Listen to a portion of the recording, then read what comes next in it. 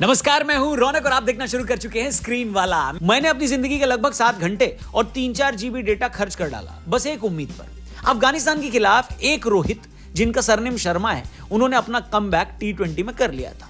तो मैं इस उम्मीद में था कि वो वाले रोहित, जिनका सरनेम शेट्टी है, वो भी इंडियन पुलिस फोर्स से धमाकेदार कमबैक करेंगे, स्कॉर्पियो हवा में उड़ाएंगे, उनके गुड लुकिंग एक्टर कलेजा चीर देने वाले एक्शन सीक्वेंस करके दिखाएंगे और OTT पर हमको रोहित शेट्टी के ब्रांड का बेहतरीन कंटेंट देखने को मिलेगा। इंडियन पुलिस फोर्स में कार हवा में उड़ रही है, लेकिन उसके साथ साथ लॉजिक और कहानी भी उड़ गई है। और कार तो फिर भी ग्रेविटी की वजह से वापस गिर जाती है, लेकिन लॉजिक और कहानी परलोक सिधार जाती है और साथ में ले जाती है मेरे 7 घंटे और 5 GB डेटा।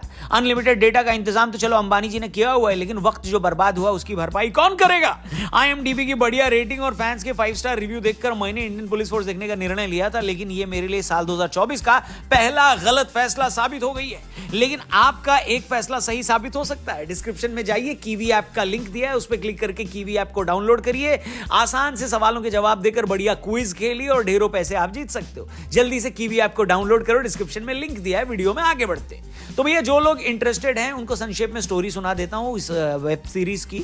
दिल्ली में एक टेररिस्ट ऑर्गेनाइजेशन बम धमाके कराती है और इस ऑर्गेनाइजेशन के मास्टरमाइंड को पकड़ने का काम सौंपा जाता है दिल्ली पुलिस के स्पेशल फोर्स के कबीर मलिक यानी सिद्धार्थ मल्होत्रा को, IG विक्रम बख्शी यानी विवेक ओबेरॉय को और तारा शेट्टी यानी शिल्पा शेट्टी को। बोले तो इन तीनों को एक गुब्बारे बेचने वाले लड़के ने कचरे के डिब्बे में किसी को बम रखते देख लिया था। बच्चों की मदद से उस टेररिस्ट का, जिसका नाम जरार है, जरार ने 5-6 लड़कों के साथ मिलकर यह पूरा प्लान अंजाम दिया था और दिल्ली पुलिस उन तक बहुत आसानी से पहुंच भी जाती है। लेकिन इतने हाई प्रोफाइल केस में वो घर के अंदर तो शूट आउट करती है, लेकिन छत पर एक पुलिस ऑफिसर लगाना भूल जाती है। जरार वहां से फरार हो जाता है और बाकी की कहानी उसको पकड़ने में लग जाती है।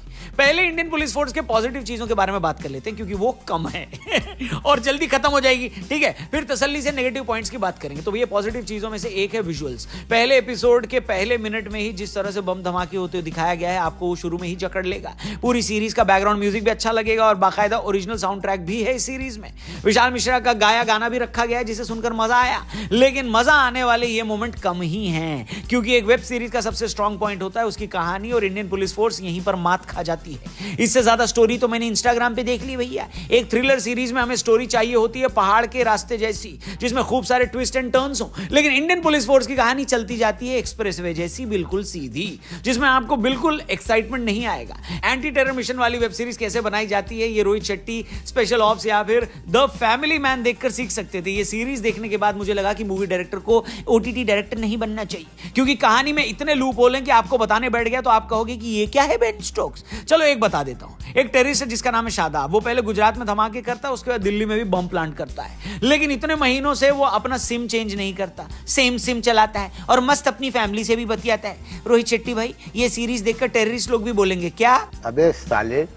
परफॉर्मेंस भी कोई खास नहीं है। सिद्धार्थ मल्होत्रा और शिल्पा शेट्टी सुंदर तो लगे हैं, लेकिन प्रभावशाली नहीं। लेकिन इनको भी मात दे दी है मयंक टंडन ने, जिन्होंने टेररिस्ट जरार का किरदार अदा किया है। दिक्कत यह है कि वो टेररिस्ट लगते ही नहीं है। वो जब स्क्रीन पर आते हैं आपको डर ही नहीं लगता। सुनने में आया कि मयंक 2013 के बाद से रोहित जी की फिल्मों में AD रहे हैं, लेकिन 11 साल के बाद जब उन्हें एक्टिंग का मौका मिला तो वो भी ठीक से नहीं कर पाए। विवेक ओबेरॉय को पूरी तरह से वेस्ट किया गया है, क्योंकि उनका रोल छोटा है।